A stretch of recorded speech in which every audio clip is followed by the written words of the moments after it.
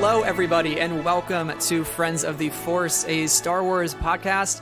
I am your host, Brad Whipple, and welcome to part 3.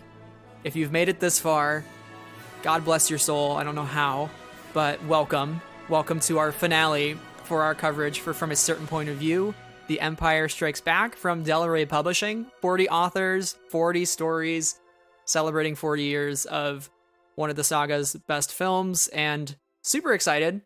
Welcome back, Sarah. Obviously, we didn't recast you for part 3. We don't do that here. But welcome. God, because I read this whole book, and there were some good stories that I really want to talk about, so I'm glad to be here. And joining us for part 3, it's been a little bit since March, actually. I think it was pre-pandemic, potentially. Brandon from Talking Bay 94. Brandon, how's it going? Welcome back. It's going good. Thank you for having me back. I can't believe that after me spending 2 hours bashing on the Rise of Skywalker documentary that you invited me back. So I appreciate the invite. On today's episode, for those of you listening, we are going to be discussing chapters 28 through 40. So we are closing out with a bang. We got Willrow Hood on the docket. We got some Alexander Freed back in the mix. We got some Wills. It's some crazy stuff going on this last stretch of the book. There's some weird stuff, especially. So I'm excited to get into it. But Brandon, before we get started, a little bit of an introduction for yourself, if you wouldn't mind, for our listeners who might not know about Talking Bay 94.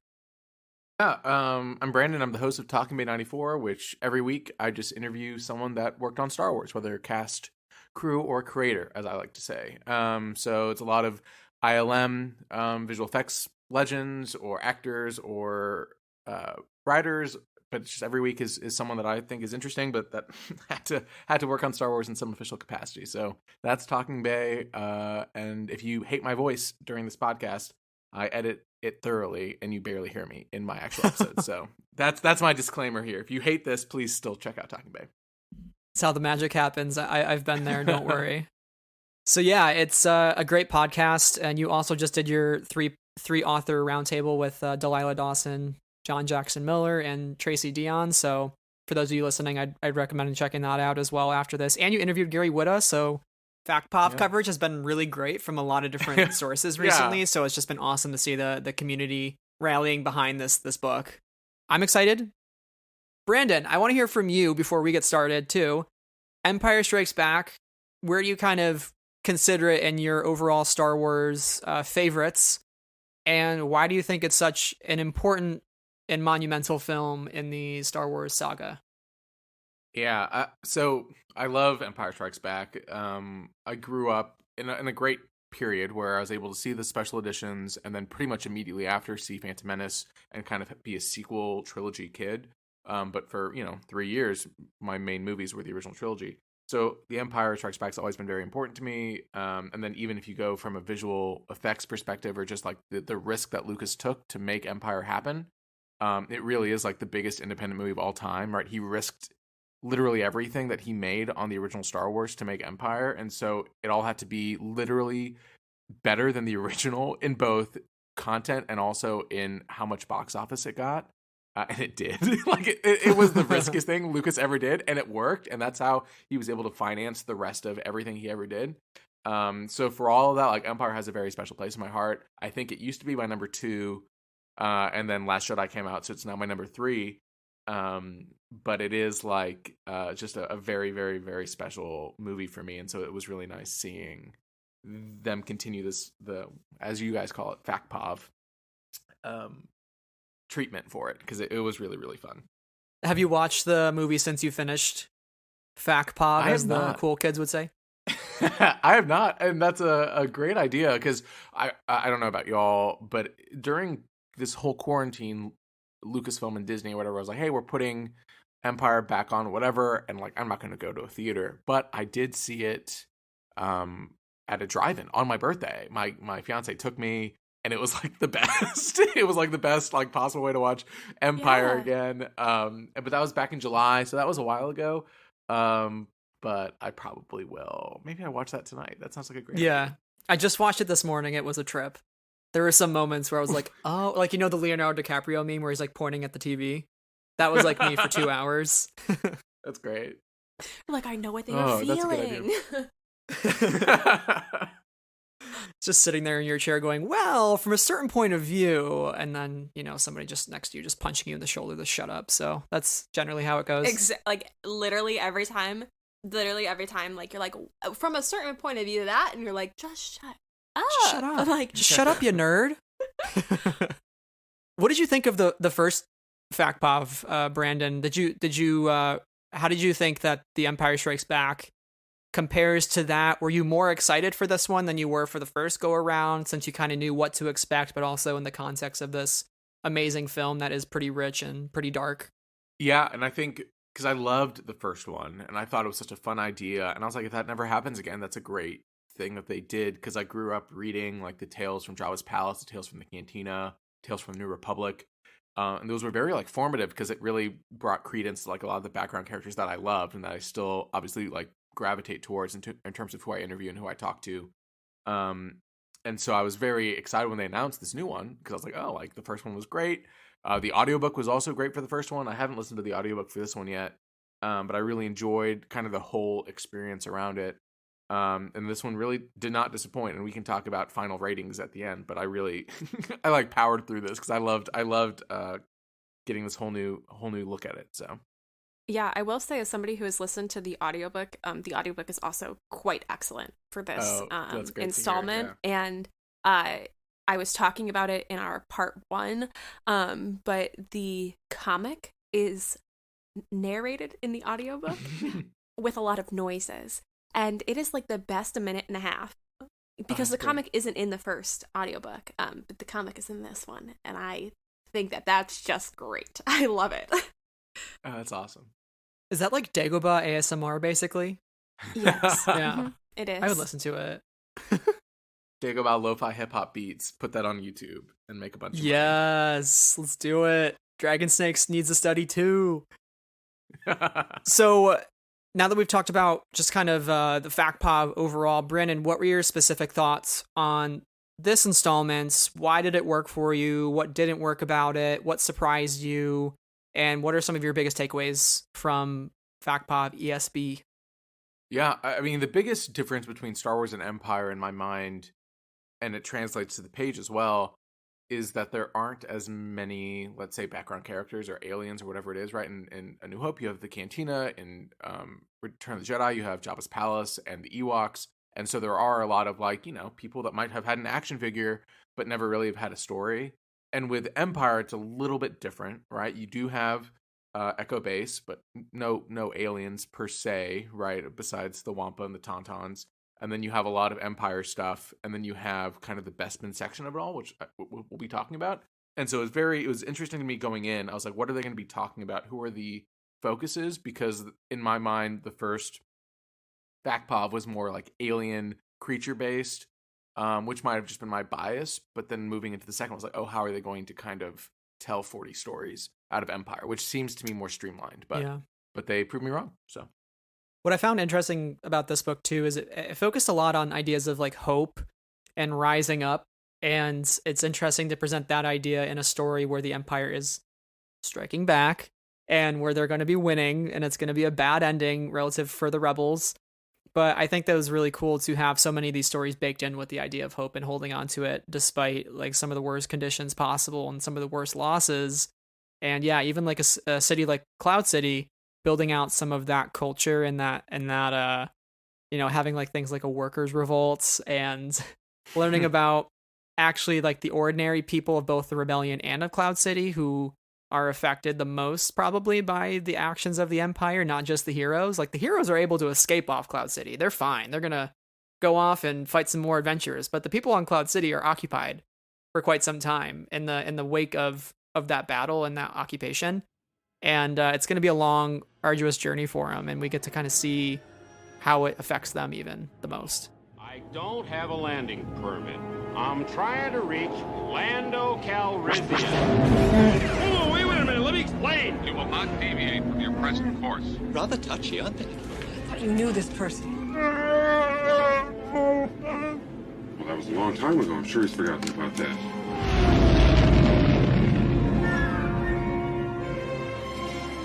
with that being said, we're going to head right into our discussion for each of these last 13 chapters that we're going to be looking at today. So the first one we're going to go over is Fake It Till You Make It by Cavan Scott, featuring Jackson the Leppy. He looks like a rabbit. He's a green rabbit. Pretty cute guy, honestly, but he's got a lot of swag for sure. I think he's a little bit full of himself, but Cavan Scott writing this, I felt like it was pretty appropriate because I think Jackson has been in some of Cavan Scott's comics. I haven't actually read those ones just yet, but Brandon, I know you marked this as one of the ones that you liked in this section, especially. So why don't you take us away with some of your thoughts? Yeah, I mean, my thoughts are more generally like, hell yes, they put Jackson in a Star Wars book after 40 years. And that's more like we're talking like it's easy with these books to get maybe distracted by like something fancy or like something that's kind of like funny. And this really distracted me. I was very excited to see Jackson. I really loved how Cavan wrote it. And I know how big of a fan he is of Jackson and how he's been kind of like needling the story group over the past few years to like put him into more and more things, which I love. I love just someone like doing something dumb like that and just continuing to make it happen. But I mean, for the people listening, Jackson was one of the first expanded universe characters, period. He was in the issues immediately following the Marvel adaptation of the original Star Wars. So there was Split Under the Mind's Eye, and there was the Marvel comics that were telling the story between A New Hope and Empire. And he was like, they did like kind of a Kurosawa, Magnificent Seven kind of thing. And there was a big green rabbit that was Han Solo's cohort during all of it with Chewbacca. And so it's always funny to see him. And I loved how it was written. I have notes like the first few pages when you're reading it. If you didn't know it was a big bunny by seeing the picture, if you read it just straight on, you would think that maybe it was just Lando walking around Cloud City, where I was talking about the cape and talking about the swag and talking about whatever. And so I loved the kind of turn of it being Jackson and kind of the reveal of that. But then I also loved even bridging things like the Lando comic series, kind of tangentially mentioned throughout all of this, which is like Lobot forgetting, obviously, Jackson, right? He doesn't know who he is because of the events that happened in that initial comic series. And then you have like, I just want to know what Lando's office looks like at this point, because it seemed very nice. But yeah, a little green guy with a heart of gold. What's not to like? Why can't I? Right. Why can't I give this all the stars in the world? Yeah, he's a bit eccentric, for sure. Yes, he's quite the guy. Yeah, and I feel bad for him because he's like, who takes a Leppy seriously? We all look like giant rabbits. He's like looking like a shoal of walking squids. Never did the Mon Calamari any harm. Like, whoa, Jackson, hold your horses there. Disrespecting our boys in the ocean. But Sarah, what did you think of this story in Jackson? I feel like this is some of your first interactions or encounters with Jackson, if I'm correct. Yeah, I mean, I know about Jackson because of Cavan Scott's tweeting about Jackson. It has put him on my radar, and I most respectfully cannot say that I am a Jackson fan. It doesn't totally work for me, the idea of the giant rabbit, and I get that he's been in the Star Wars kind of forever, but it just doesn't jive with me. But I do also agree with you, Brandon, that these first few pages are especially hilarious, especially when he's like walking down the hallway and he's like, wow, she just looked at me and walked right past the most eligible bachelor like around, or like in Cloud City. And I thought that was hilarious. But yeah, at the same time, I can't say that I am Jackson's biggest fan. So this was not the story that made me jump up and down for joy. Sorry, Cavan Scott. Wow, we just lost Cavan Scott as a listener now. Thanks. Yeah, Cavan Scott just dropped out. It's okay. Cavan Scott's great, and I appreciate his like promotion and like his heart for Jackson. I'm just not yet on the Jackson train. Yeah, and it was written well. Like, there's nothing wrong with the writing. It's just the character is a little outrageous in some ways, and that's going back farther, you know. And he is a bit funny. I do love, though, in this part of the story, the Trogloffs, who we haven't seen since Canto Bight. They appeared. One of them was the card dealer at one of the poker tables. So I like the whole idea of him kind of taking them and foregoing the larger quarry of the Ignots and taking the Trogloffs instead and protecting them and bringing them on a journey. And he's like, you know, sometimes smuggling is a little bit of a good job depending on the cargo you hold, So I thought that was a pretty good ending to the story, is all the shenanigans he's been up to and that Lando suspected him of.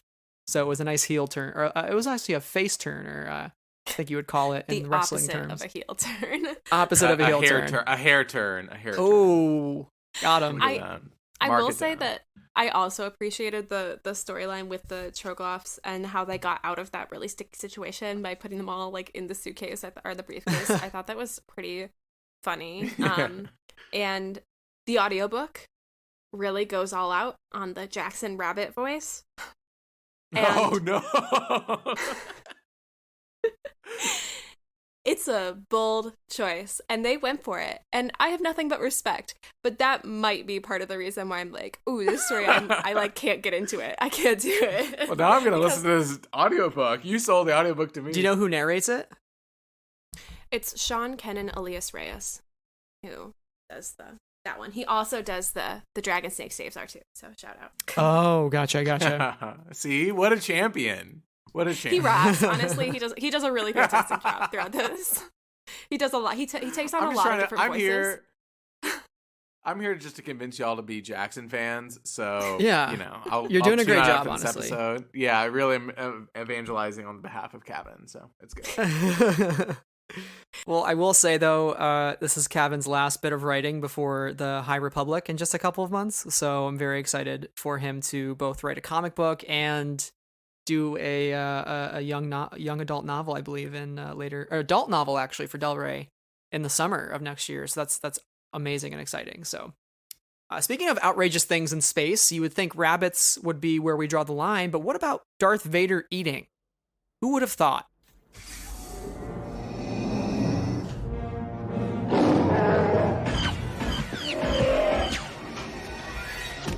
We would be honored if you would join us.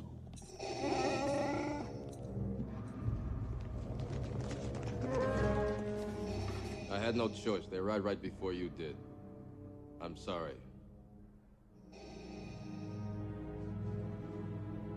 I'm sorry, too. But What Does He Eat? By S.A. Chakraborty. This follows the story of Chef Toros Basil. So a pretty interesting concept to explore. Does Darth Vader eat food? Does he maybe slip a straw right through his through his like mask hole thing, and get some protein shakes down, or what's he doing under the mask? But Sarah, take us away with this story as a chef yourself. Yeah, as a chef of pasta myself. Yeah. It takes some effort, let me tell you. The Annie's cheddar and shells mac and cheese. I'm no chef. I see you. Thank you for the validation.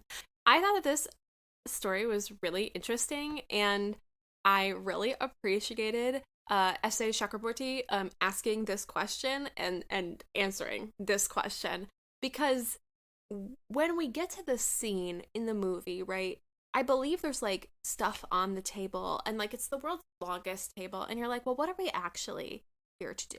The answer is not to eat a dinner, but or eat a lunch.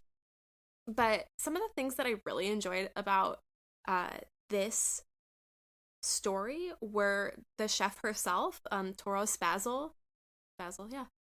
And she's Deveronian. She has made her apartment to remind her of the Deveron jungles.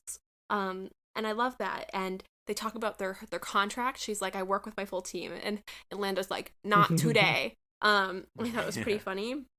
There's a great comment in this story about how everybody likes dumplings, to which I said, yes, correct. They are delicious and versatile, and you can do so many things with dumplings. But there is a really interesting kind of like underlying current of like, she could make the choice to poison Vader and poison the stormtroopers because, she comes from a family of people in the pharmaceutical industry. And that's what Gerstlisk in the story suggests. It's like, well, we can do something like we did with the other guys, except on purpose. And that would have perhaps changed the whole outcome of the story in the movie. And I thought that it's really interesting to see that idea being toyed with, especially like in the setting where they can see what's going on in the dining hall room through that like one-way mirror. And I just really appreciated how the story was constructed, and the kind of silly question it asked in a very interesting manner. Brandon, can Darth Vader be poisoned, or is he too smart for that? I don't know. Because I was more worried, like, I mean, I obviously knew what was going to happen in the movie, but like, I was like, what if like Han ate something? You know what I mean? Like, if they all sat down and the people that could actually eat without having to use a straw could like eat, you would poison everyone. That's what I was worried about. I mean, this story was fun. The things that stuck out to me, I love, I don't know, Devari, I don't know, whatever, but it's the devil character from A New Hope, right? That's the species. Yeah. So I loved the little touches where it was like, oh, it was too hot, but she had like flame retardant hands, you know, like she was a devil. You know, I thought that was like a funny touch to things that made her a good cook, you know? But yeah, it was fun. I guess my question is, because I read it a couple times, did they answer the question, what does he eat? They didn't, right? Like, it was more just like, we're making a meringue. We don't know what he would actually. Yeah. We're making the dumplings, we're making the meringue, we're going to attempt to make something that looks nice, but we really have no idea if he even eats it all. Which I think is funny, because it kind of skirts around the question, all the while being really asking the serious parts of that question. Like, but really though, what does how does he get those nutrients? Like, you know. Yeah, Darth Vader's got to be starved. I mean, the guy's got to eat at some point. What is he eating? You know, what's he doing? This is actually, he has a mouth. You guys, we can do a whole episode on this, where we deep dive into the helmet anatomy, of like the build of the helmet, and you know how frequently he's taking it on and off, and like when he's able to like eat like a normal person, as to maybe when he has to have a modified diet. Anyway, I'm saying this is a whole other 1.5 hour episode that we should totally sit down. So you're saying not to talk about it. You're saying not to deal with this right now. Yeah, I mean, we don't want to spoil the future episode that will be genius work. I feel like Darth Vader is gluten-free. It hurts his tummy. Oh boy. Well, you know, on that note, I guess we'll never actually know if Darth Vader eats, but it's definitely a question for the ages, and I'm glad it was addressed / not addressed, or not answered, I should say. But yeah, this was a fun story, and just another example of just making a little bit of fun out of a serious moment in The Empire Strikes Back. So, hey. Attention, this is Lando Calrissian. Attention, the Empire's taking control of the city. I advise everyone to leave before more Imperial troops arrive.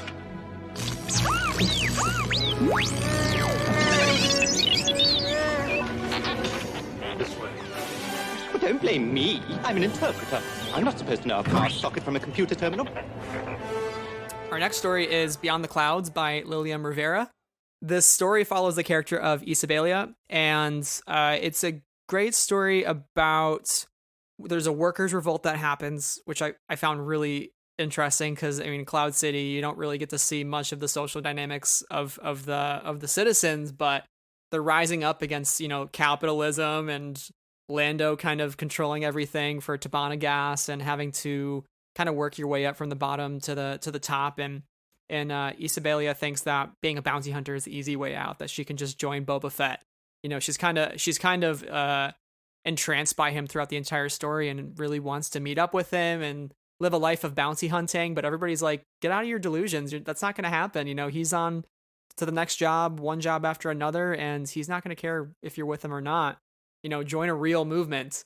And it was a pretty inspiring tale on kind of rising up and being a part of something larger than yourself. I think appropriately, it comes in a year when there have been many social movements in our own world.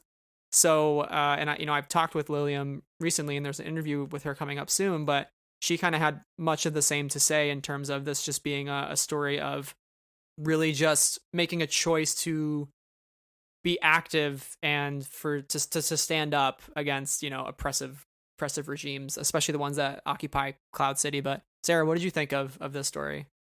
This was a story that I found to be really interesting. I probably wouldn't say it's one of my top favorites of the anthology, but I thought it presented a lot of great ideas and just a really lovely story about Isabella, because she has all of these dreams of being a bounty hunter, but she's not quite there yet, and she works in the Cloud City kind of the Tabana gas mines, and she idolizes Boba Fett and has the opportunity to meet him, but she kind of skips on that opportunity, and then she kind of has this thing for Joy.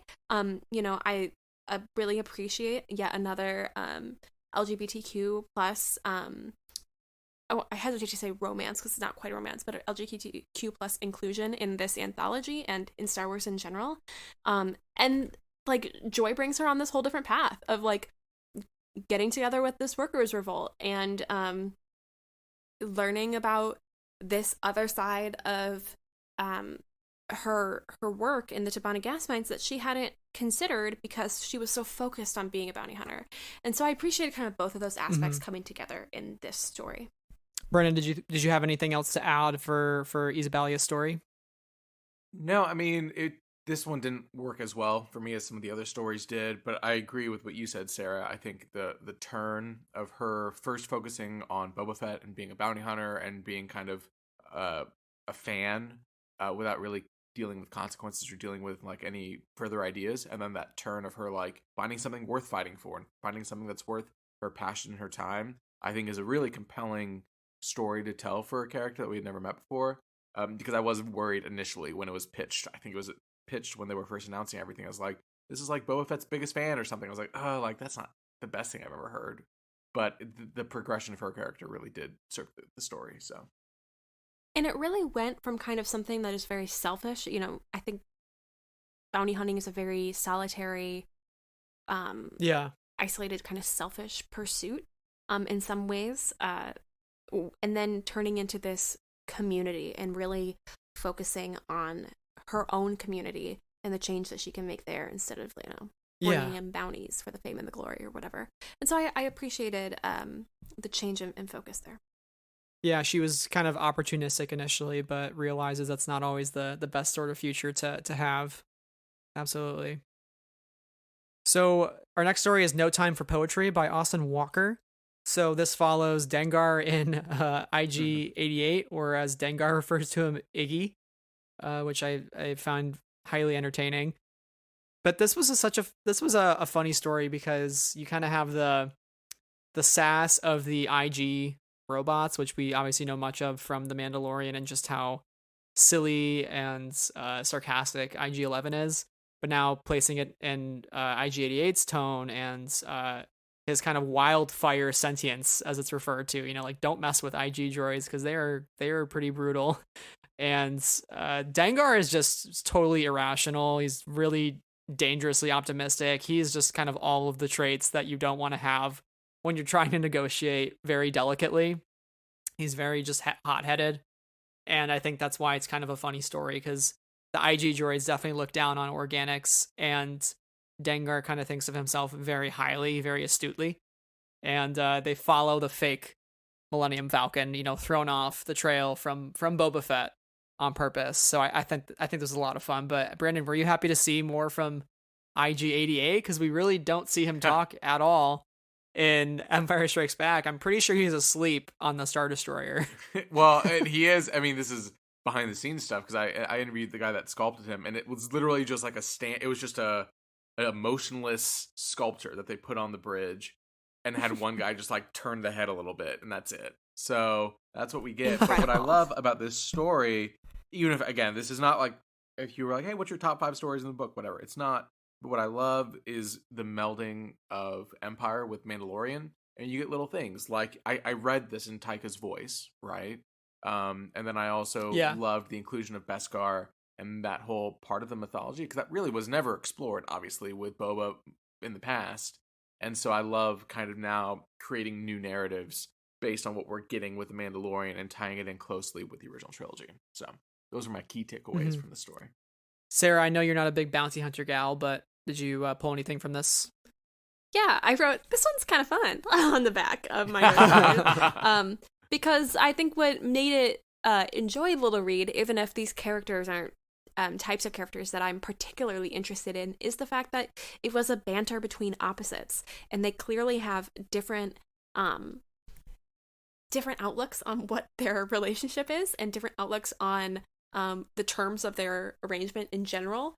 And while their goal is the same, they have different ways of going about it. And it's pretty funny to see them clash, especially with somebody as like a droid as I don't want to say uptight, but also just like as rigid as IG-88 as opposed to Dengar. So it was pretty funny to especially listen to this one and listen to their back and forth in this time of like, you know, we're on the trail and then we are not on the trail. So yeah, this one was fun for me, like legitimately, and I don't mean to say that in a JJ Abrams. It's pretty fun, you know, kind of. Don't. I say that phrase a lot, and like sometimes I worry. It's traumatizing, truly, but yeah, I like that we got the perspective of every one of those bounty hunters on the Star Destroyer. I was pleasantly surprised with that, and combining Dengar and IG together was a surprising way of doing that, I think.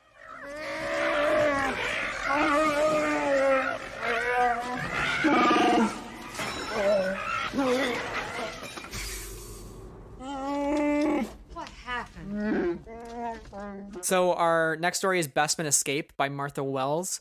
So this is an underground look at the Ugnaught communities, the different clans, the different like city councils that they're having, city council meetings between Ugnaughts. It's kind of insane to me. And there's different you know, we follow Lanast, who is one of the main Ugnaught in the story. Then there's Yaxgit, who is a member of the wealthiest Ugnaught clan in the city. And Yaxnaught's kind of an asshole, to be honest with you. He's trying to like thwart everybody's plan to escape, kind of like a you know, there's like a fire happening and he's like, no, there's no fire happening. You know, he's kind of like the "this is fine" meme, but in Ugnaught form. So I love this whole kind of navigate the underground tunnels and all the different air vents to kind of navigate through Cloud City, find out when and where they can leave, and motivate everybody to get together and get the heck out of Dodge, because shit's about to hit the fan in Cloud City and the Ugnaughts don't want to be slaves. Because I just kept thinking of Kuil, how he talked about being in servitude for so long and having to work his way out, and how hard that was. So, you know, you kind of knew what could come of the Empire's occupation given that context, and you were really rooting for them throughout the story.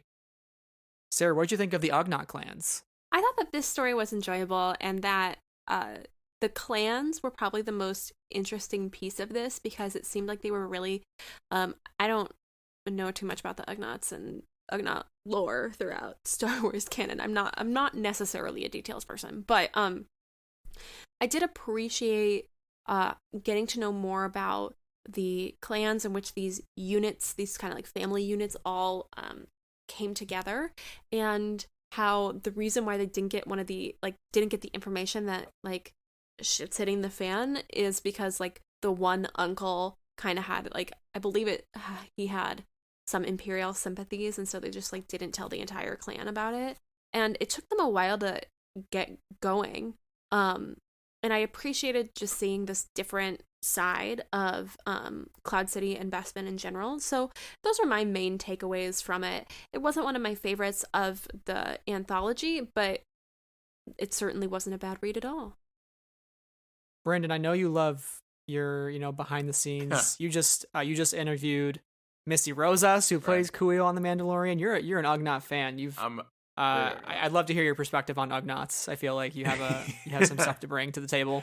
Well, here's the thing, which is, yes, I love Ugnaughts. I love them more than I love maybe a lot of my friends. And so when this story was pitched as this is going to be about the Ugnaught city in Bespin and like the secret underground Ugnaught stuff, I was like, oh my gosh, like this is about to be the best story I've ever read.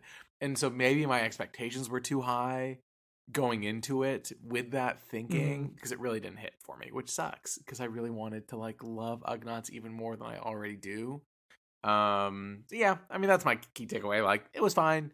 Was it like the sweeping Ugnaught drama that I was hoping for? No. Will we get that eventually? Maybe, you know, like it could happen. So I really hope that for you. Yeah, I hope you get the Ugnaught sweeping epic of your dreams. Like, You deserve that. Like a Gone with the Wind, Ugnaught with the Wind. I don't know. I can figure out a title, but that's what I would like. I would like something. Maybe... there was that book series, Tales from Mos Eisley Cantina. Maybe they could do like Tales from Ugnaught City. I would love that. 6-series written book. by Brandon Wainerdi. That'd be great. With 900 pages, it's just an epic, and people are like, why is this happening? Why did they do this? They've sold 25 copies and they printed 1,000. I don't know what's 1,000 would be a lot. That'd be cool, man. My mom would buy probably 5 of them, right? So we could get to some of that run. Listen, throw it on HBO. I mean, we've seen what Game of Thrones can do. Why not Ugnaughts? Why not now? Why not now? I love this. Okay, so we're all on board. We see the potential, and we'll just move forward from there. Sounds good. Yeah, that was actually the alleged project that D&D were involved with before they left. They were doing an Ugnaught trilogy, so and I was hoping Project Luminous would have been Project Luminous was Ugnaughts initially, and then I think they switched to High Republic early on in the story conference. But my sources tell me that it was an Ugnaught focused epic. So we'll next time. Yeah. There's always next year. So who knows? Why don't we just go into light speed? You can't. How would you know the hyperdrive is deactivated? The city's central computer told you. R2-D2, you know better than to trust a strange computer. Ouch! Pay attention to what you're doing. So, Faith in an Old Friend by Brittany Williams. Oh, this one was a doozy on the heart. Yeah. Brandon, you're gonna kick us off with this one. This story, because what they did, we were all lucky to get an advanced copy from Del Rey for this, and so they released an excerpt of this story, I think on StarWars.com, maybe a couple weeks before it came out, but I had just gotten it, and I was kind of reading through. I was probably 5 chapters in, and I just immediately skipped to this story after reading the excerpt. I was like, well, we're gonna figure this out. And it is, like, of all the stories, it might be my favorite, but it is the one that, like, I felt was the most needed or the most earned, but also the most well written and the most well tied into all of Star Wars. And I loved it so much. I mean, like, hopefully you can tell how much I loved it, because all of it was so good and it made it all so purposeful. And you leave Solo kind of feeling bad for L3, and even during this you still feel bad for L3 losing part of her independence and part of her personality, but being able to see how much she was able to influence the rest of the Millennium Falcon, I think is so cool, and such like a great tie-in to everything that we've been doing with Disney Star Wars, that this story really just worked for me on all levels. Yeah, I think when you say it was the most well-earned of any of the stories, I absolutely agree, because it's pretty amazing to see too how rooted this was in the actual plot of the film, when it comes to the idea of the hyperdrive being disabled and them trying to escape Cloud City and L3 kind of helping them out. The whole gang of the Millennium Collective, which are the 3 droids that make up the consciousness of the Falcon, and that includes L3, ED4, who is a corporate espionage slicer droid, and V5T, who used to be a transport droid and only thinks in all caps and only says the word rude. And I just loved it. I loved how their personalities bounced off each other. They seemed like such great friends for such a long time. And something that really stuck out to me was, even in her quote unquote death, L3 still liberating droids, because initially they didn't have any sort of sentient sense of self. And they now, like, over time develop their own personalities. They develop their own names, and L3 cherishes each of them as individuals, but individuals that make up a whole of what they've become together. And I think it was just this really kind of like close-knit friendship between the 3 of them. And I loved how they were rooting on Treadwell, which, justice for Treadwell. I'm glad we finally figured out that little tiny small droid that was sitting in Hoth with Han Solo, and he goes, wait a minute, So it was just all around so much fun. She did such a great job, and it was really well written. Sarah, what did you think of L3? And I think you come at it from a unique perspective, because I know you didn't like Solo a whole lot, but did this somehow maybe heighten your appreciation for at least the character of L3, and maybe might change the way you watch Solo in the future? Yeah, so I talked about this a little bit in part 1 when Amy mentioned that this was one of her favorite stories. And I just think this story is excellent, and I want to send a huge compliment over to Brittany Williams, who this is her fiction debut. She has an upcoming, I think it's YA kind of fantasy historical, that has yet to come out. But this is her fiction debut, and this makes me so excited for her full-length novel. So I can't wait to read that once it comes out. So shout out. This story is awesome, and I listened to it on audio. And I just want to shout out the 3 narrators, Jerneria Lavoie, Sunila Nankani, and Emily Wu Zeller, who, and if you don't get that, like, all of the droids in the Millennium Falcon are lady droids, or droids with, like, feminine sounding voices, and I love that. But this story was wonderfully brought to life on the audio through these 3 narrators, so I have them to thank as well for my enjoyment in this. I think when I watch Solo, I always feel a little icky, to be honest with you, about the way that L3's story kind of ended up, because she was so for liberation. She was so for freedom and paving her own path and being her own person. And ultimately, like, she's confined to this ship without her body. And that like felt really, still feels kind of ick, but this story really, I mean, Brandon, you said it, in the feeling the most earned and the most necessary. This story really did a lot for me, and I really appreciated the ways in which L3 changed the 2 other droids in this brain. She called them the collective. She wanted to make sure that they had their individuality. She taught them new words and new concepts, and that's why the one goes rude all the time, because she taught them the meaning of the idea of, rude. And it's great. They all come together. At one point, like, 3PO is talking to them. At one point, R2 is talking to them, and they talk about how much they kind of appreciate those interactions, or find, some interesting and some less interesting.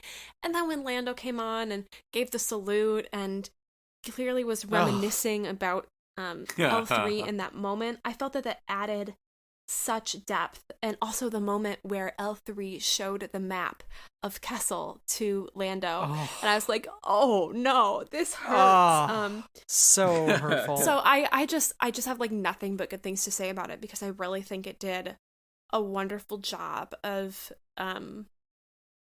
not forgetting what happened to L3, and really still allowing her to maintain her individuality and her voice. So this story was great.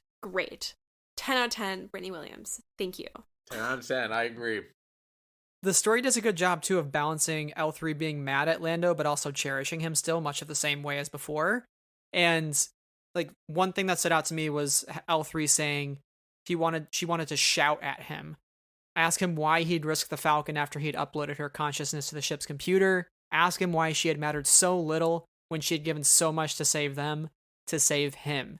And it's actually really interesting at that point. The other droids don't say anything else. They kind of give her a moment of quiet because they can sense that she's battling some shit internally and she needs a moment.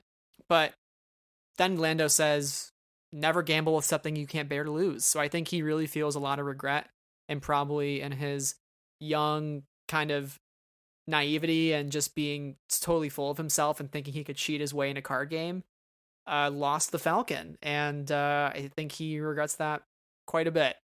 But even by the end of the story, she realizes, no matter how much of a self-serving scoundrel he is, he always does the right thing in the end. And that the thing that Leia feels for him is not love, but hope. And that also gives L3 some hope that, maybe she can look past this in the future. Maybe she can forgive him.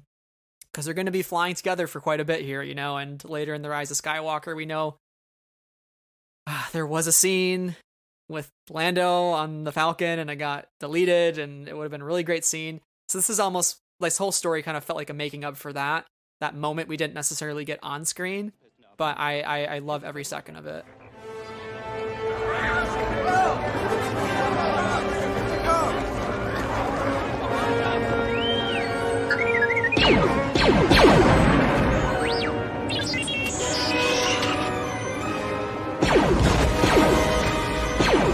So our next story is Due on Batu. It's a great rhyme. And it's written by Rob Hart. Now, this is probably one of the long-awaited chapters that fans have been just clawing at for so long. And Wilro Hood. Finally, what was he carrying in that Camtono? We don't know. We still don't know. But it's broken. So, yeah. Brandon, what did you think of Wilro Hood? Yeah, I thought, I mean, when they announced that they were doing Empire Strikes Back from a certain point of view, this was like the first thing that people said. You know, they're like, oh, we're getting a Wilro Hood story. And it was fine. It was good. You know, it was a little Pulp Fiction-y with like not knowing what's in the Camtono, which I thought was fun. It was fine. Like, I don't know. Like, what else is there to say? I liked fleshing his character out a little bit more. I think there was a mention of ice cream at some point in there, like kind of winking at potentially it being ice cream, which I thought was fun. But yeah, I think there's a lot of stories that spoke to me more, especially in this section. One thing that I will say, and I can open this up to a larger conversation, which is I think a weakness is a wrong word, but I think what got me down during this last part of the whole book was that every story set on Bespin seemed to be about escaping, and there's only so many stories you can really do over and over again to make you feel like a heightened sense of need for escapism. And so after a while, like even this, like you're getting to a point halfway through what we're talking about, the Bespin section of the book, where everyone is trying to escape the Empire, and after a while, and you're getting introduced to so many new characters that it's kind of tough for me to almost follow, but care in the same kind of landscape. But I don't know how y'all feel about that. That's actually a really valid criticism. Sarah, you had some other thoughts too? Well, yeah. I mean, Brad, you and I discussed this a little bit off air earlier today when you were saying, well, I feel like this third part kind of ends a little bit smaller than some of the other parts do, in the sense that we're kind of getting a bunch of these stories that are about these new characters that maybe feel a little bit, I don't want to say like convoluted, but because they're often new characters. Now, this one isn't. We know of Wilro Hood. We can see him running in the background with the Camtono. But some of these new characters, it's tough to get all the pieces of the story that they're talking about because maybe it's something we aren't able to visualize fully. And yeah, there's only so many stories about escaping that you can take in one run. So I definitely understand that. I think for this story, I appreciated and also was like, on the connections to like Batu and the theme park. I think it's like difficult for me to disassociate Batu from the theme park, and I feel like everybody references Batu these days, and like it was in what, the Thrawn book this year, it's in this, it's in, like, everybody's been to Batu, even though Batu is like this like edge of the unknown regions kind of place that nobody really goes to. And so I'm just like, why are we doing this? But there was a Canto Bight mentioned. I appreciated that connection to TLJ and Canto Bight. But I was sad at the end that he kind of failed his mission. He broke whatever was inside of it. And he's like on the run now. And that was not what I expected for Wilro Hood. I feel a little sad for him. And I wonder if he'll ever get to Batu. But like, I just found the story to be kind of interesting, but again, not one of my super favorites because I don't think it was quite what I was expecting for Wilro. Yeah, I wasn't really sure what to expect, but I kind of agree it didn't necessarily hit super well for me, although I did think some of the concepts of Wilro being exhausted and like, quote, killing himself to make someone else rich. When we talk about all these stories being about escaping Bespin and it can become repetitive, I tried to focus on the through line of the social dynamics of Cloud City and like how there's like this very divided sense of like, these are the people who live lavishly and these are the people who work and make the city run. And that's a really important concept to explore. Lando's having these nice lavish dinners, Leia's getting these nice outfits, she's getting pampered when she gets there. She's royalty. And like the Ugnaughts are walking around in these like greasy outfits, these dark, greasy outfits. And they look like they've just been working their butts off. And even the one Ugnaughts who are in the room that find 3PO's body, which we didn't mention, I believe that clan of Ugnaughts was trying to collect as much garbage as they could to earn their credits to get off the planet. So a lot of people are working their butts off to make a living. And for Wilro, this is kind of his like last gig that he can do and safely get off Cloud City and not have to continue working for quote unquote the man. Again, it was a pretty good story, average, but I'm glad we got some more information on Wilro. It's been long overdue. Just open the door, you stupid lump!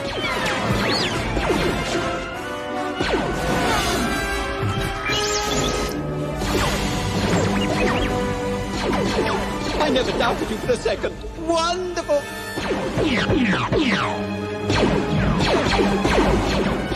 Into the Clouds by Karen Strong is our next story.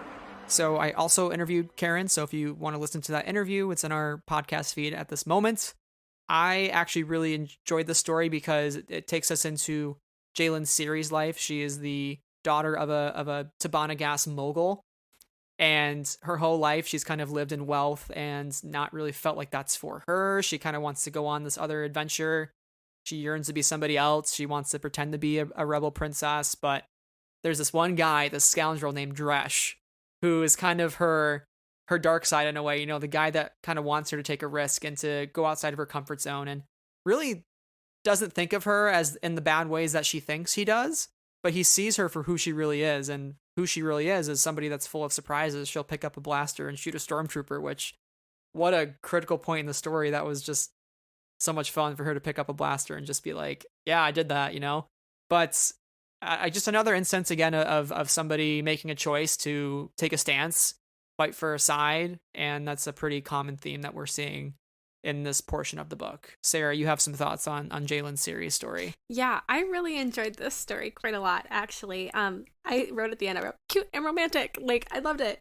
What I loved about it is, like, Jaylen, she really comes from this background of, like, rich, lavish living, and she's able to purchase this cloak that is, worn by the princess and is been, delicately made. And if any of the Leia cosplayers, it takes them months and months to embroider this cloak. Shout out to a couple of my friends who are doing that now. God bless your good souls. So it's really interesting to hear about it and to hear that maybe this wasn't quite a one-of-a-kind piece or anything like that, but she was able to indulge in this piece of this part of the like Cloud City culture because she was wealthy and came from this family of wealth. I love Dresh. I feel like he's a really interesting character. Like, she's kind of annoyed by him, but he's like, actually, I know you quite well, and we get along, but you're just, like, annoyed by boys. And, they have this moment, like, where they almost kiss, and then everything goes a little haywire, but, she gets the opportunity to make a good choice and pick the right alliance and the right path for herself in order to stay safe. And like, I want more of Jaylen, and I also want more of Karen Strong's writing, because I just found the story to be delightful, especially in a story in a series of stories throughout this whole anthology. Many of them, especially in the Hoth section, are quite dark and like very grim war stories when you start really thinking about it. And then in this section where they're all trying to escape and it's kind of dire situations for them, this is a little bit more lighthearted, and I did sincerely appreciate that. Brandon, is this one of Leia's most iconic outfits, would you say? The Bespin Cloud City outfit that Jaylen wears throughout the story? I love it. The Bespin, because, I mean, it's tough to, like, talk just about Leia's outfits, but, like, the whole Bespin area of Empire is so, like, iconic, and I feel like it does not get that much like do, right? It's very easy to go to A New Hope and be like, oh, here's the white dress, and it's easy to go to Jedi and be like, here's the Endor garment. But when you think about like Bespin and like, but also I always went to like, oh, like they like dressed her. That was odd, like there's a period where they land and Lando meets her, and then the next time you see her is in the apartment and she's dressed in Bespin garb, and that was always a very interesting thing. And this answered this in a roundabout way.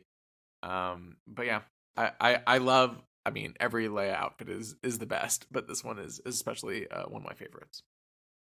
This was very much a self-insert too for the reader. It was every reader who's ever dressed up as Princess Leia and wanted to be a rebel princess, and I think that was kind of some of the fun of the character of Jalen, was like she's just kind of like all of us, right? Who dressed up as kids and played Star Wars in our basements or outside in the yard. And I think that's why I particularly connected with the story. It was just, being a kid and pretending to be in this universe. And for her, she's actually living it out. And that's pretty exciting. I think that it's really cool. You never really think about the costumes. I don't want to say being mass produced, because clearly it's like a fancy person who is making these clothes in the small batches and different colors and things. But I did appreciate the idea that like this is somebody that anybody who has access to it could wear, and also that somebody would. And so like this is never a story I expected to see, because we've gotten a little bit of talk of like Leia in the comic series reminiscing over like Padme's old gowns, but we never like think about if those dresses, if those costumes, if those even types of clothes get any sort of like reuse. So as somebody who really gravitates towards the costumes and is friends with a lot of cosplayers and things, I think it's just a very interesting concept for this book, and I appreciated that she kind of just went with it and wrote this awesome story.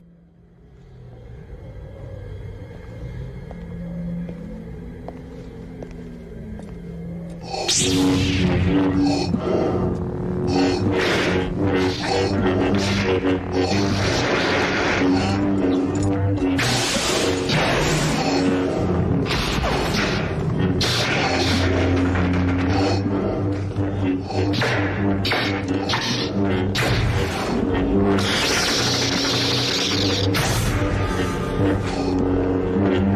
are beaten. It is useless to resist. Don't let yourself be destroyed as Obi-Wan did. So our next story is The Witness by Adam Christopher. Brandon, why don't you kick us off with Dina Lorne, TK27342, and she sees some shit go down this time around. She does. She's seen a lot of shit go down, actually, but she's had enough. And I mean, again, we've gotten these stories of stormtroopers turning good or whatever, right? Finn is the obvious example, but it's been a trope throughout Star Wars forever. And so it was nice seeing it in the original trilogy and seeing it with this kind of viewpoint. The only weakness I have with this story, because I love Adam Christopher, I think he's a great author, is, and it happens every so often in these books, is like almost a reverence towards the lines that are being said in the actual movie. Right, and the last like 4 pages of this book are pretty much just like the script of Empire. And I'm like, I've seen this movie. I don't need to hear this again. Like, it's okay. Like, you can tell me a new story, because I thought the character was interesting enough on its own, and I thought all of that is worth it being held up. Especially as, again, we're talking about escaping. We're talking about the aftermath of the Empire taking over. So yeah, the story didn't hit for me on all levels. I thought the characterization was good. I thought the redemption arc was good. And, if this character popped up in a short story, 10 years after the Empire, I'd be interested to hear more about it. But that's kind of my key takeaways from the story, at least. Yeah, I think you're right. The characterization of Dina was kind of what drew me in. And when I think about the witness, what is being witnessed? I think the obvious answer is, I am your father's moment. But for me, I think the witness could also be the witness of Alderaan blowing up, and the witness of all the other atrocities that Dina Lorne has had to be witness to. And right, it's kind of like that terrible job where you just keep seeing and doing terrible things, and you're just like, I've had enough, I want to quit. And you do. And for her, she just wants to quit the Empire. She realizes that the rebels sound like they're fighting law and order, but also maybe they're also fighting cruelty and tyranny. Like, what is the opposite of order? Chaos? Or is it freedom?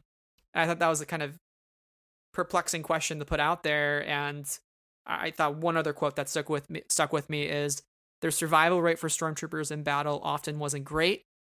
The survival rate on the outside was sometimes even worse.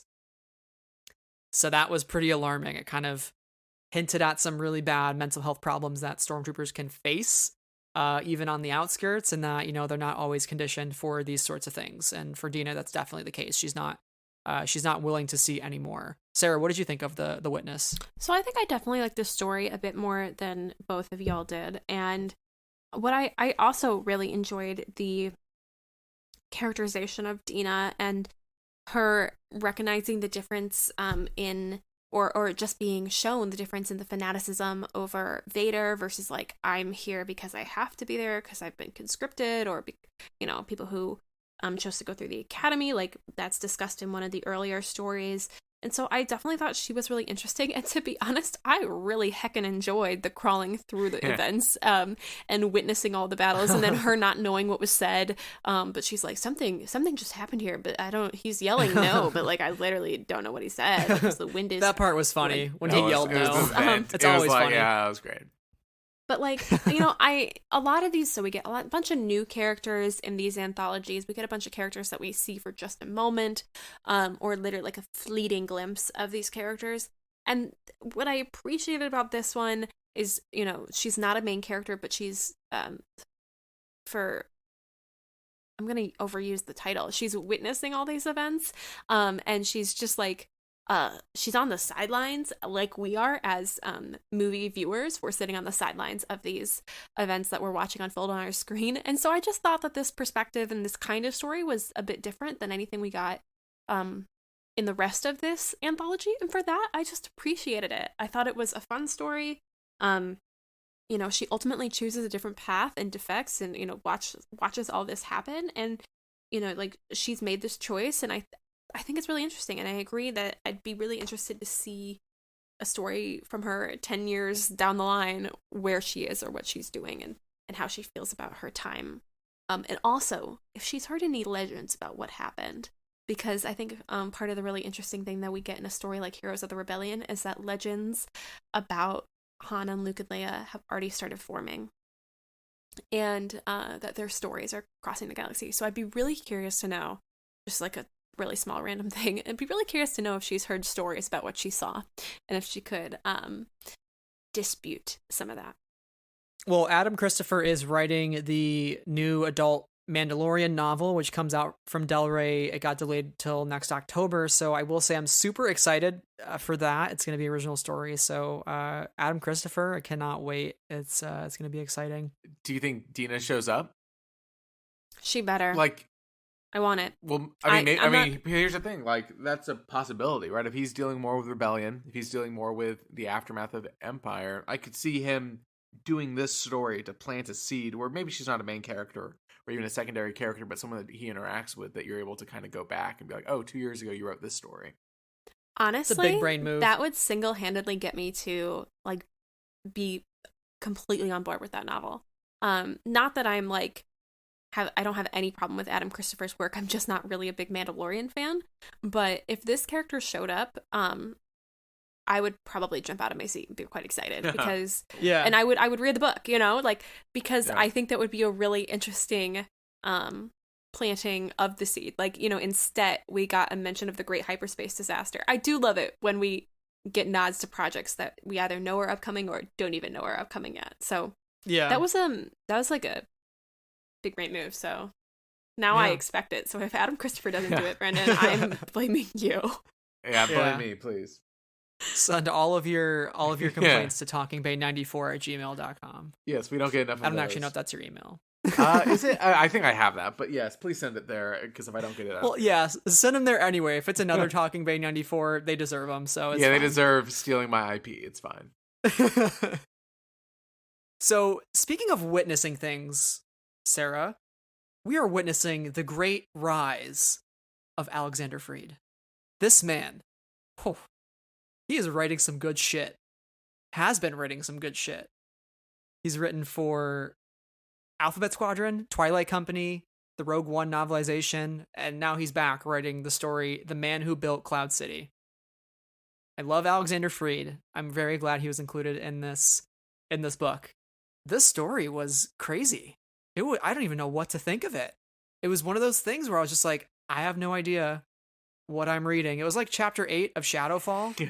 I was like, although that was a really great chapter, I was like, I have no idea what I'm reading. Alexander Freed is just like on a whole nother big brain plane of existence than I ever will be, and I can never ascend to be.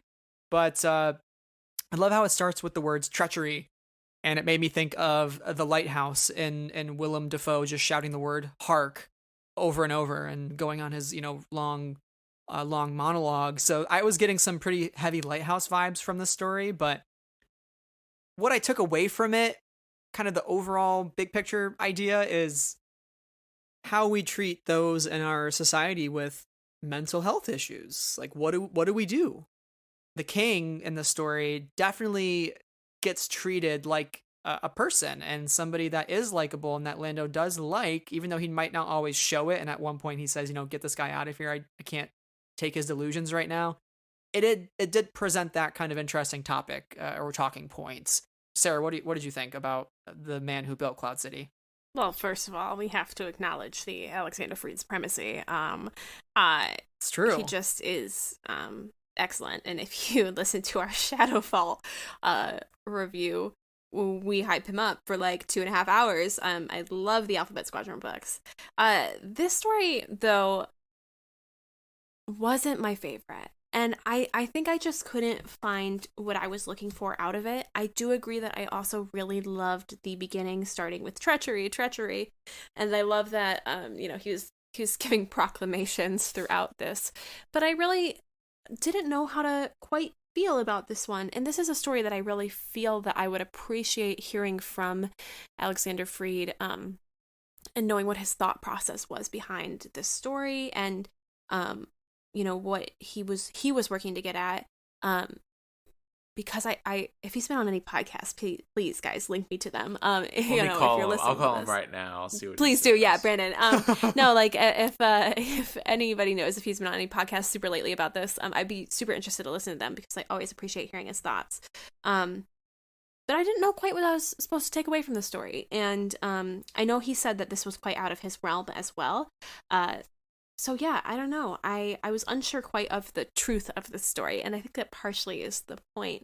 But I did enjoy the partnership between him and Lando. Darbus. Yeah, is it Miz?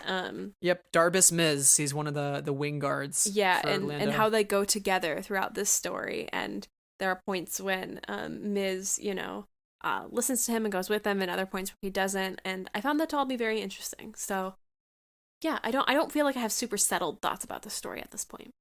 Yeah. Brandon, where are you at with this just kind of hectic, chaotic story that we were given? I mean, I love the idea of it. I love parts of it. I love Alexander Freed as a writer.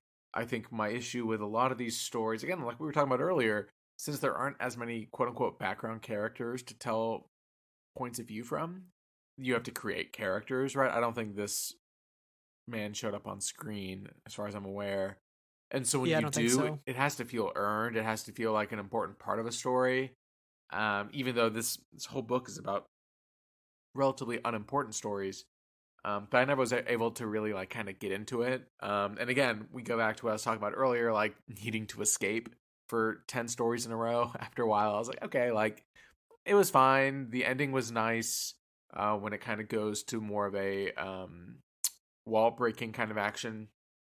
But yeah, I'm with you, Sarah. I would love to hear kind of his thoughts, because I'm sure there's something in here that I'm not getting, or something that he was drawing from that would make this even more impactful. So yeah, I did find it interesting too. There is a part where the stormtrooper is about to shoot him, and he has this old memory that's kind of blurred, and it's about white figures aboard his ship, which I imagine is stormtroopers.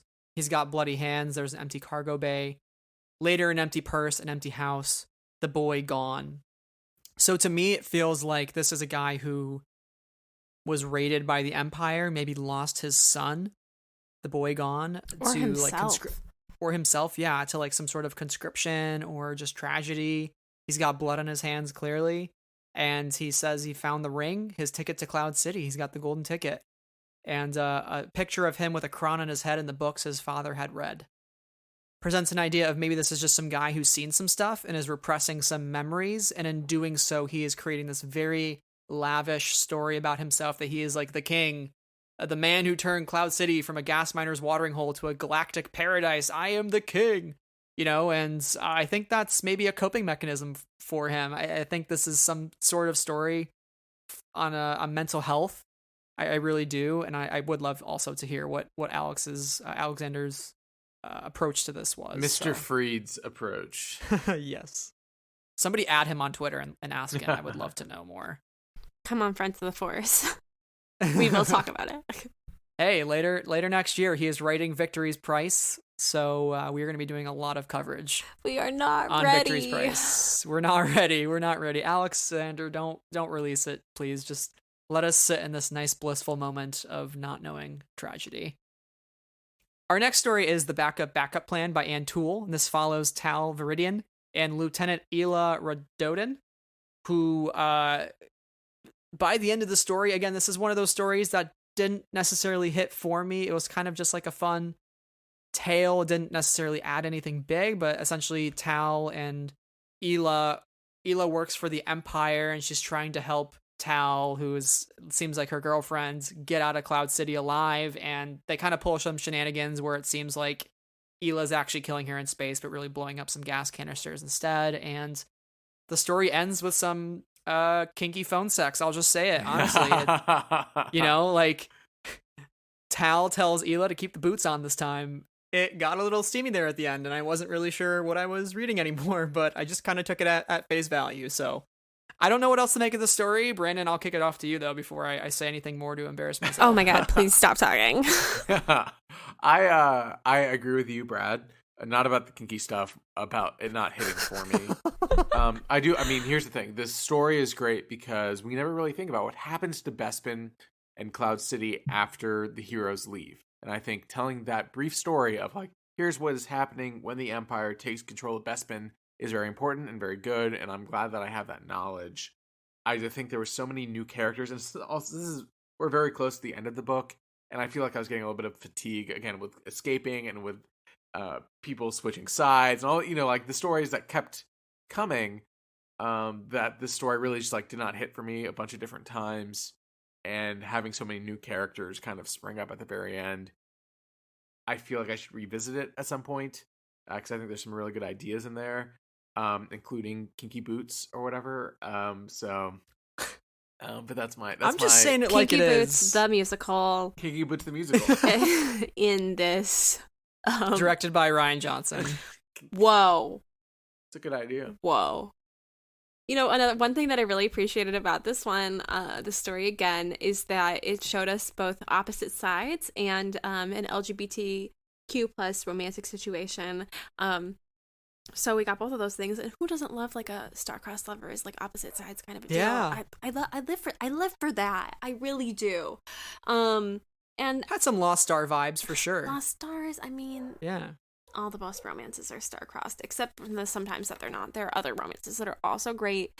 This is not our romance podcast, though. I felt like I was also a little bit confused at this point about the players and the setting and how this all connected. But I did enjoy the plot of Ella kind of, I don't want to say ratting out, but, not showing up for Tal in the sense that she maintained her Imperial composure.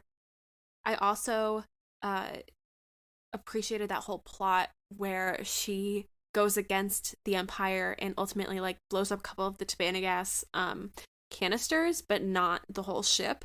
And that was at great personal risk to her, and her leaders saw her do it. The one really, it's like really annoying that Ella doesn't like the whole time, but I thought that was really interesting. Again, I do think this is a story I have to revisit. I agree with Brandon that at this point there's just a lot of escaping going on and trying to figure out where and when we are and how we're going from A to B.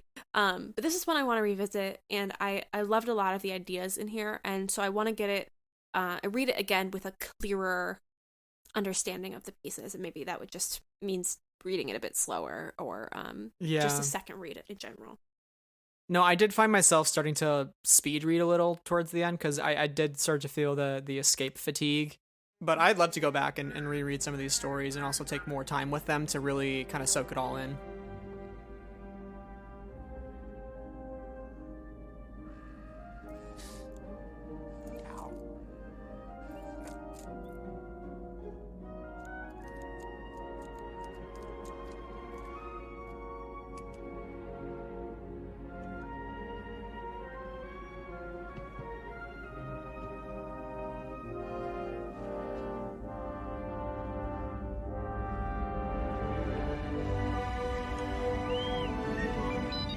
So our second to last story is Right Hand Man by Lydia Kang, and this was a much needed reprieve from the Cloud City escape fatigue, I would call it.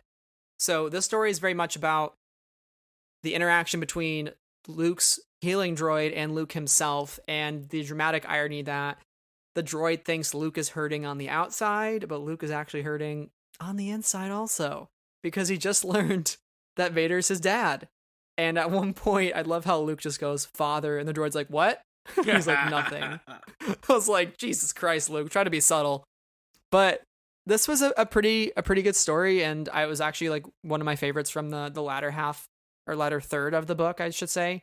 And some pretty interesting concepts explored of seeking help, and does seeking help make you weaker? And I think this is something we face in our own world when we try to make the step to go to therapy. A step that I'm trying to still make at some point in my life, not because I need it, but because I think it's a good thing for everybody to do. And I think it's good to talk out your feelings. And this almost felt like a therapy session for Luke. And the droid was saying, listen, it's okay if you seek help. It doesn't make you any weaker. You know, having this robot hand doesn't make you any less of a person. It's just another tool for your arsenal, no less than a ship or a lightsaber. It's just going to be a part of you that you use, and you can use it for either good or for bad. And it's just kind of there, you know? And he says, suffering can lead to problems with healing. You must not close yourself off to help, Commander. So I just thought it was a really great story on, again, like kind of the mental health of dealing with trauma and dealing with revelation. Sarah, what are your thoughts on Right Hand Man? I actually ended up quite enjoying this story because, again, it is something totally different. The ship they are on is called Redemption. If there is one thing I love in this anthology, there are some great ship names between the Empire and the Rebels. We have Bright Hope, we have Redemption, we have Majesty, I think is one of them, on the Empire side. So there's some really interesting ship names. I know that's not important. But I appreciated, Luke's getting a little bit of a picture of Luke's internal struggle. Also just a converse, like having a story about limb difference, and like I appreciated that, and how he was hesitant to get this like prosthetic, and then was accepting of it, and ultimately, you know, lived his life with it throughout his life. So I thought that was really interesting to have that conversation as well.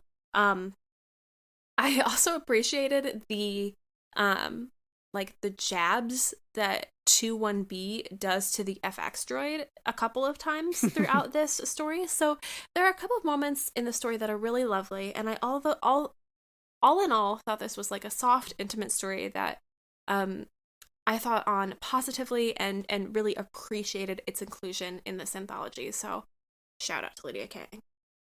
It was definitely a feel-good moment. And speaking on the banter between the two droids, I love when 2B1, I think it is, when he goes, "May the Force be with you," and Luke's like, "What did you say?" And he's like, "May the Force be with you." Yeah, it's like, I don't want the other droid to hear. Yeah, like, which like is really close to 221B Baker Street. I don't know if that was intentional or not, but it felt intentional. You know, I'm just thinking about it. Brandon, what did you think of Right Hand Man? I loved it. I thought this was great. Again, like we were getting through a section of stories, and I feel negative, or I sound negative. I'm not negative, but this was such a great story to end it as like the actual end of Empire, right? Because then we get into the Will story. Really great. Not only is 21B the droid that takes care of him on Hoth that we see initially, but also like kind of creating a character for 21B, which is tough for a droid.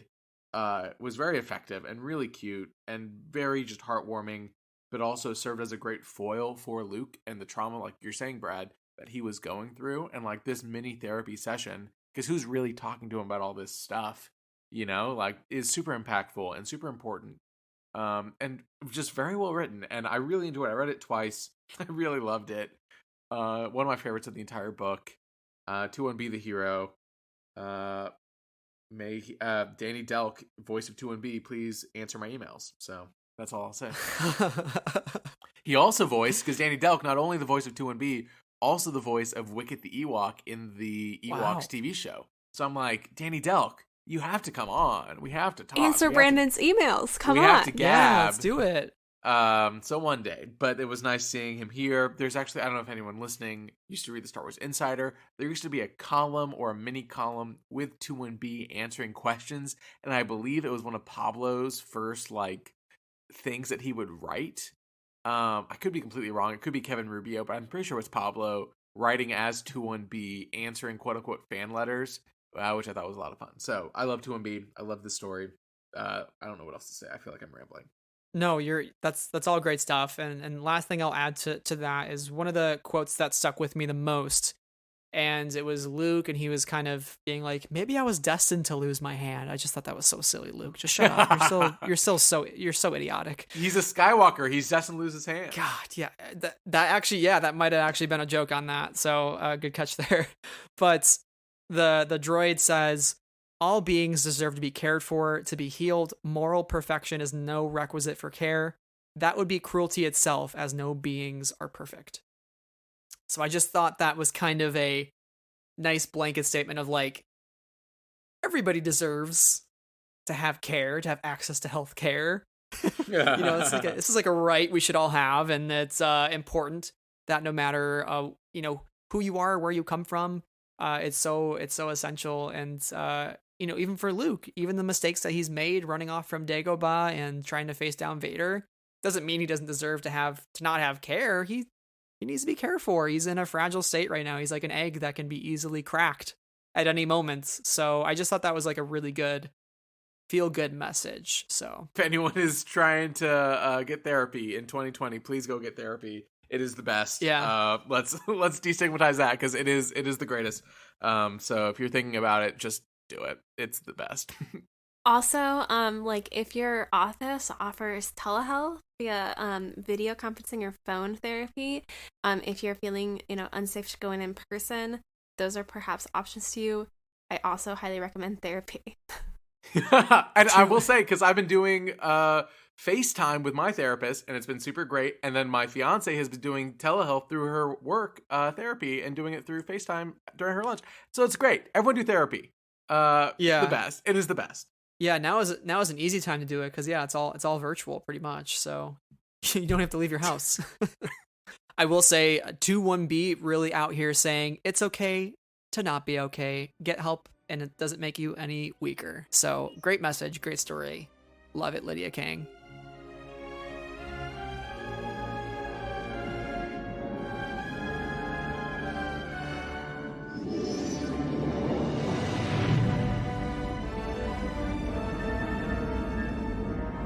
Our last story here, finally, The Wills Strikes Back by Tom Engelberger. This is a batshit crazy story. There is so much to cover here. There's just, Brandon, I would love you to kick it off to close us out here. I love it. Sequel to last Fakpov's story. What was that one called? Just Journal of the Wills? Or Just Wills. Just Wills. So this was a nice kind of reprieve of that.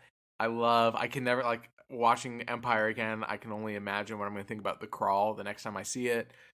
Really loved this. What a great way to, it's like a little dessert. Like, they give you a little mint when you're leaving the restaurant. They're like, here you go, enjoy your night. I'm like, wow, what a nice time. What a great book. And it really is a great time. I hope they continue to do this trend if they do Fakpov number 3, because what a treat. What a delight. Good job, Tom. Yeah, that makes me think of when they eventually get to Revenge of the Sith, when that goes, war. I can't imagine what the Wills are going to have to say about that. He goes, you're starting with war? I mean, you're skipping the whole Clone War, and you're just going to tell me there's a war? I can just imagine the banter. I think that's literally going to be what it is, to be honest. There was a whole TV show, and you skipped it all with one word. It's fine. He's like, well, we'll do the TV show in a couple of years. I'll have the ability to write these calls later. I'm not skipping these entries. I'm just saving them for later. Let's talk about some of our favorite parts of this. I'm going to go right to mine, I think. And this is probably because of recency effect, but the mention of getting Chewie back to Kashyyyk for Life Day to visit his son. And the Wills goes, what the fet? This is Lumpy's chance to shine. Come on, we got to get him back to Lumpy. What about the Ord Mantell bounty hunter? We don't get that either? This is insanity. And my other favorite part being when he says there's only one Wampa. He's like, oh, next thing you're going to tell me is Wilroy Hood just runs through the background without saying anything. So good. Sarah, tell me your thoughts on this. I know there were a couple parts that you loved. I tweeted earlier about how I love a lot of these stories across both of these anthologies. But there's perhaps not a story I love more than Tom Engelberger's Will's stories. And it is a huge shout out alongside that to Mark Thompson and Jonathan Davis, who have narrated now both of these. And their banter, the way Mark Thompson does this, like, oh, come on, guys, like really, like really high pitched, kind of whiny voice, and it's so funny. I have just a freaking blast with these stories. Also, if you have not read The Mighty Chewbacca in the Forest of Fear, this is another one of Sarah Plug's other books. That book is hilarious. The audio is great. I highly recommend. It's a middle grade novel, but it's wonderful. There's just like, this is always the best note to end these anthologies on, because it reminds us that we can't take these things too seriously.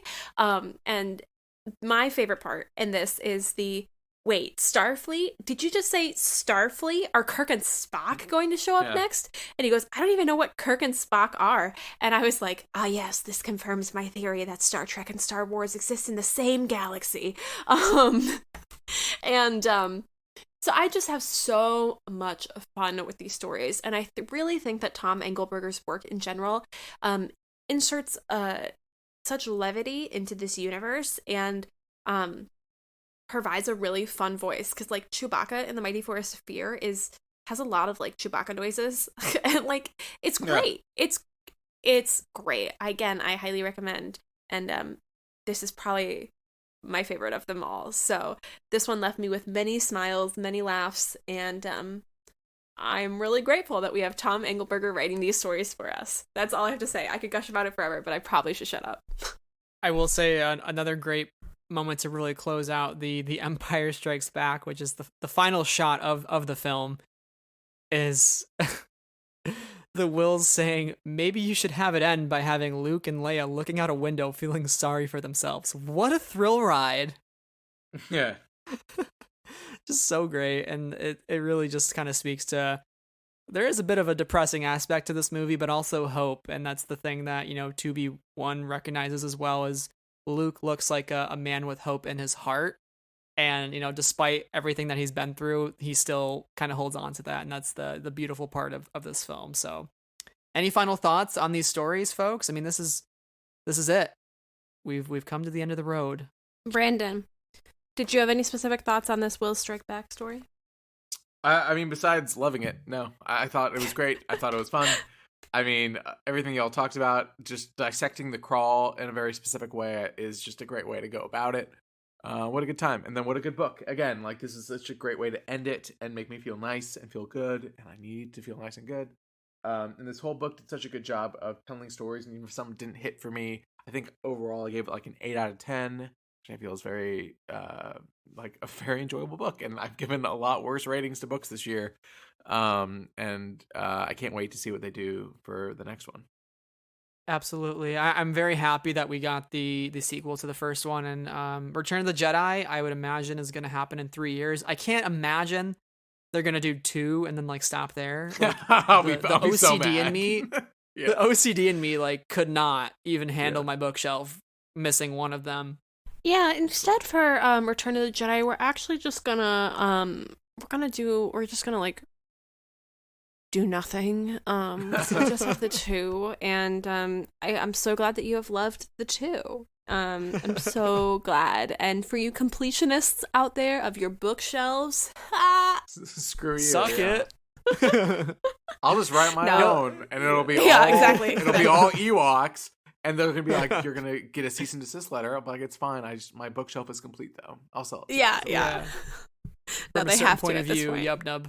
Yeah, from a certain point of yub nub. Really though. Well, that brings us to our final talking point here. Brandon, you have the privilege, being on part 3. You get to preview what's to come from a certain point of view, Return of the Jedi. So all 3 of us have come up with our list for the top 5 points of view that we would love to see in Return of the Jedi. So you can consider these our initial predictions. Right. And or pitches to Del Rey. If Del Rey is listening, pitches. These are my pitches. Yeah. In 3 years, hopefully I'm a little more qualified. And be like, Brandon, we'll give you a shot. But continue. Yeah. Never say never, Brandon. I believe in you. But you're the guest of honor tonight. Why don't you start with your 5 points of view for Return of the Jedi? Okay, I will. Number 1, Bomar Monk, which you see at the beginning of Return of the Jedi, the little spider guy with the brain and the bucket. There is a great story in, I believe, Tales from Jabba's Palace about it, sort of. But I haven't read that in like 20 years, and so I'd like to see kind of what's the new story, because I think that was tied to Dr. Evazan, I want to say, maybe. But anyway, so Bomar Monk is my chronologically number 1.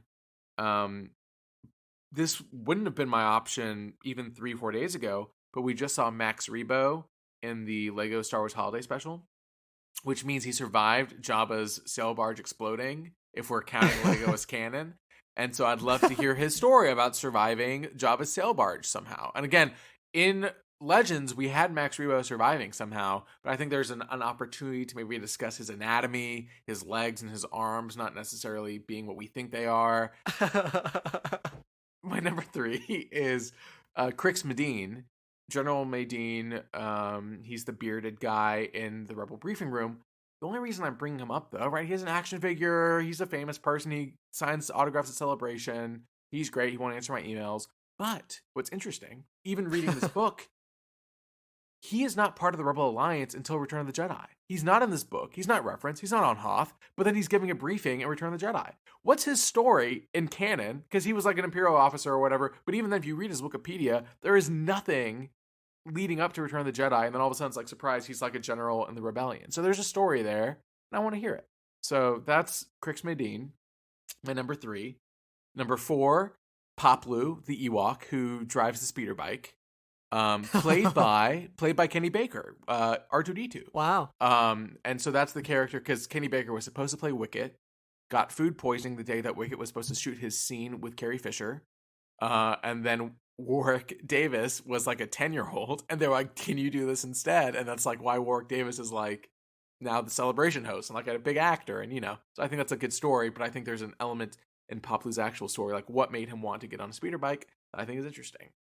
That's my number 4. Are we still all with me, or am I just like saying no? I'm dumb with you. Things? You're I'm good. full with you. Yeah. Okay, number 5. This is so I crapped a lot on characters that might not have existed on screen and that were created as characters for stories in this anthology, because they weren't characters to be made into fully formed short stories in Empire. So I feel like a hypocrite saying my number 5, which is whoever wore Leia's dress on Endor before Leia got there, right? They didn't stitch that for her before she got there. But then all of a sudden she's wearing this like nice dress with like a long sleeve t-shirt underneath that the Ewoks somehow have. Was that someone they ate? Was that someone that used to live with them? Was that Sindel from the Ewok adventure? Who was it, right? What's going on here? And so that's my number 5. Who is that lady? Let's hear her story, and maybe it's like 10 years before Return of the Jedi or something like that. But those are my 5. Hopefully those make a little bit of sense. Wow. Is all I have to say about that. Man, thank God I wrote a long list, because you got a couple of mine here, and you said the Bomar monks, and I was like, he said my spider droid that I didn't know the name of. And so I was just shocked here, but we are on the same wavelength, because I also said, and now I know their name, the Bomar monks, because I was like, it's so weird. It has such a weird design, and it just like walks across at like the top of the front of Jabba's palace right when they walk in. I want to know what's his job, or what's her job, like I want to know what they're doing. I want to know what's going on with their brains. I have a couple more. So I thought perhaps the leaf fanning Jawa in Jabba's palace. I want to know how he got there, why he has this job fanning Jabba with a leaf. seems not like a great gig. Yeah. Like many of the gigs in Jabba's palace, but I would like to know why this Jawa is, or what looks like a Jawa is not with his Jawa people. It's definitely an OSHA violation, that's for sure. Yeah. Could be a little yikes. Yeah. I also would love to see, you said Max Rebo, Brandon, I will go with, Sice Noodles or any of the dancers that are in the background. I know that the Twi'lek dancer is like the most prominent of them, but there's also like 3 other ones. I'd be curious to know why they wanted to become a dancer, if dancing is their passion or just they're just freaking stuck, or if they like it and are stuck. I just want to know. Fascinating. I want Mon Mothma. Give us an actual Mon Mothma POV. I love Mon Mothma. I love the rebellion. I love the politics. I also almost wrote Maydeen, so I'm glad that you covered that one. we were really on the same page. But I would love to know what's going on in Wicket's day prior to Leia showing up. So I just want to know what Wicket's all about. And I'd like to see more from him, just like a story from his point of view, and how he came across Leia in that moment. And I have no idea if I've hit 5 or not. I think you have one more. You need one more? I have one more? Yeah. One more. I'll leave the one that we talked about prior to air to you, Brad. But the last one that I'll say is I'm really curious about perhaps the Gonk droid that gets his feet fired or branded in Jabba's palace, or the droid that is flipping him in order for that to happen. I don't know. I'd just be curious. That would be a great one. Yeah, Sice Noodles we definitely need. I think that would be highly entertaining. What's her career been like? Is this like a revival tour for her? Does she escape Jabba's palace? I got so many questions. See, we got some of that musician point of view in the first anthology, so I think we deserve more musician point of view in the last one. Yeah, plus, I agree. Sice Noodles is singing for Zero was Jabba's uncle, right? And they were lovers, so that's interesting. That's a POV right there, right? You have to talk about that familial connection. Maybe she's into Jabba, right? I don't know. We'll see. We'll see in 3 years. Damn. All right, so I got my 5 here, and but my first one, Iden Versio. I would love Iden Versio. I think Christy Golden should come back to write Iden Versio's point of view because she wrote Battlefront 2 Inferno Squad, which was an Iden Versio book. I think we need that point of view, whether it's on the Battle of Endor, which we've only really seen cinematically in the video game. So I would love to see that and maybe have some seeds of doubt within Iden's mind of what the Empire stands for. My number 2 is Chief Chirpa. Chief Chirpa is the man, the myth, the legend, or I should say the Ewok. He served as a chief of Council of Elders in Bright Tree Village, and he's just adorable as heck. And I just want to learn more about him and what it feels like to lead the Ewok tribe and these tough times and having to make tough choices. So I think that would be a highly entertaining point of view. My third point of view is the Bothan spies. I want to know if we get that story. Maybe we get it in this book.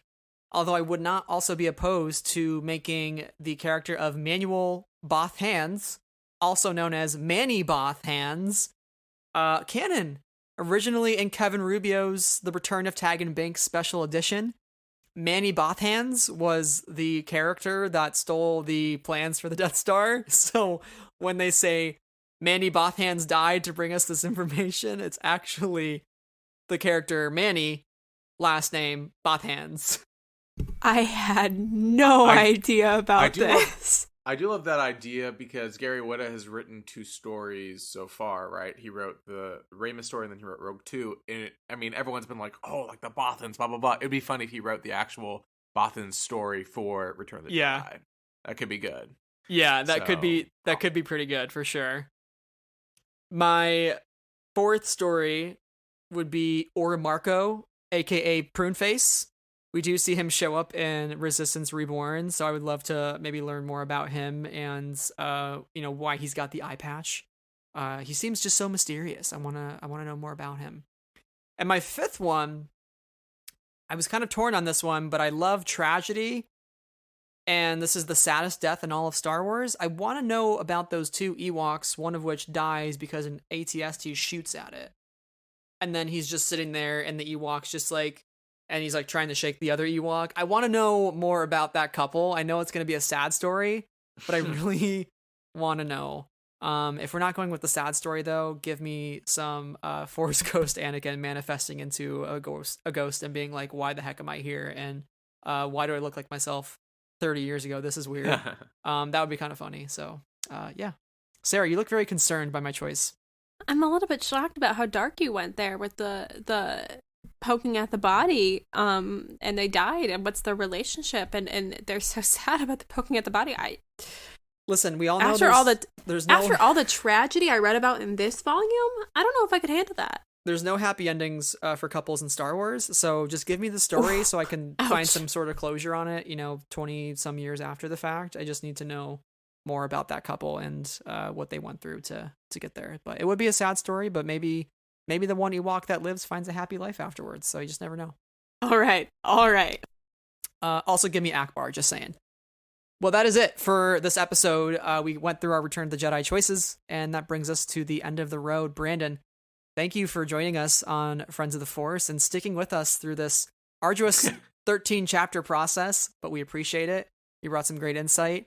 And all of our listeners, thank you for listening for like nearly 4.5 hours of content on this book.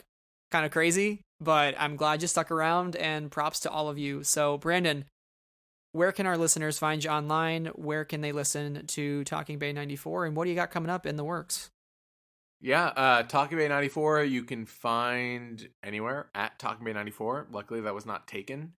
So Twitter, Instagram are our 2 most active channels. And then, of course, on Spotify or iTunes or wherever you listen to podcasts. Hopefully I'm there, and if I'm not, please let me know, because I really try to make sure we're everywhere. Coming up for the show, next week's episode, I don't know when this airs, but upcoming guests include Chris Bartlett, who played a bunch of different roles in The Mandalorian, including Zero the Bounty Hunter, the Kubaz playing the flute at the beginning of the first episode, which is like my favorite part of The Mandalorian, and who's also like the official C-3PO for Star Wars now. Really good conversation, really nice guy. Can't wait for people to hear it. I also have Dan Perry, who designed the opening titles for Star Wars, which is crazy. Paul Davids, who wrote Glove of Darth Vader, which is one of the worst Star Wars books of all time, but a really good conversation. And then on Friday, I mean, again, depending on when this comes out, on Black Friday, we will have a new merch drop happening, which we haven't had in a long time. The last time we did it was with Super Yaki, which was awesome. This will be just kind of separate on our own. Some fun, cool stuff happening that a lot of people have been asking for. Reprints of, and some new shirts and some other stuff that we haven't tried. So, should be cool. Should be fun. Lots of good stuff. My wallet is ready. Agreed. Seconded. Well, that's all great, Brandon. I'm really excited for all of your episodes. You've been just doing a great job lately, so big kudos to you. Thanks, man. Sarah, where can our listeners find you online, and what do you got going on? I have nothing going on. You can find me here on Friends of the Force for these past 3 episodes and maybe a couple others upcoming. You can find me on Twitter, Instagram, Letterboxd, and Goodreads at SEH221. And that's pretty much what I'm doing right now. I'm reading lots of books, so follow me on Goodreads. Please be my friend. I love talking about books right now. I don't know who keeps inviting you onto this podcast, but apparently they put you on the schedule for the coming months to review more books with me, so I'm sure you'll be back. I don't know who approved it, but I guess I'll have to deal with it at this point. Yeah, me either. I'm so sorry for the sad host who has to deal with me.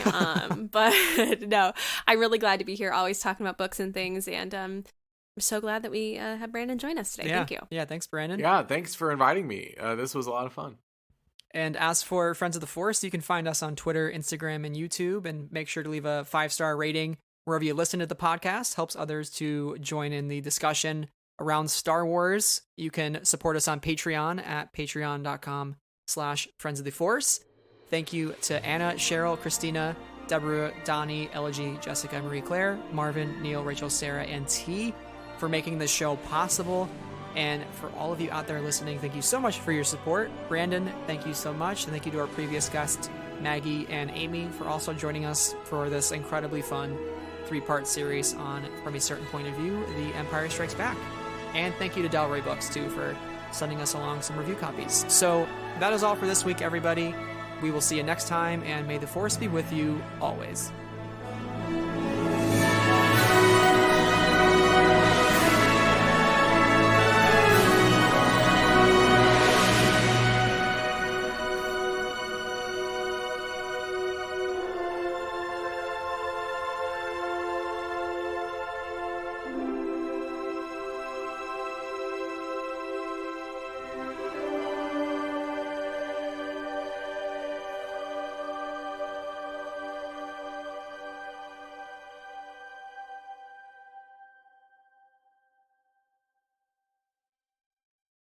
Friends of the Force is a proud member of the Star Wars Escape Pods network. To learn more about our sister shows, find us on Twitter at We Are Escape Pods. The Star Wars Escape Pods network, promoting positivity in fandom.